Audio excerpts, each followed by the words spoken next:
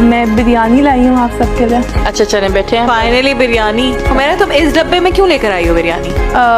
क्योंकि खाना लेके आना था कोई अच्छा। नहीं मतलब आप अभी इसको प्रेजेंट करेंगे हमारे सामने? नहीं है ये प्रेजेंटेशन है। मतलब नहीं, मतलब ये प्लेट में नहीं है ना, अभी आप इसको करेंगी प्रेजेंट हमारे सामने। आपको प्लेट चाहिए? प्लेट चाहिए आपको, सर्व करना है आपको? नहीं, असल में मुझे कहा गया था कि खाना लेके आना है। हाँ। लेकिन तुम मेरे एरिया में जो सबसे अच्छी बिरयानी थी मैं वो ले आई। नहीं बन मुझे आता है बनाना, लेकिन किसी ने ये तो नहीं कहा कि अच्छा अब भाई मारो मुझे, मारो मारो मुझे, मारो मारो मुझे आप, मैंने इतनी अली, मेहनत इनको की है, प्लीज मैंने बाहर इतनी लेके जाएं। लेके आई हूँ इतनी मेहनत से आप इसमें सबके क्या लिए। मेहनत हुई है आपकी? आपने जस्ट खरीदा है ना। अली आप इनको खरीदने बाहर में तो ले जाएं लाइन यार। लगी, खरीदा आप लोगों के लिए, यहाँ वेट किया आप लोगों के लिए, लेके आई।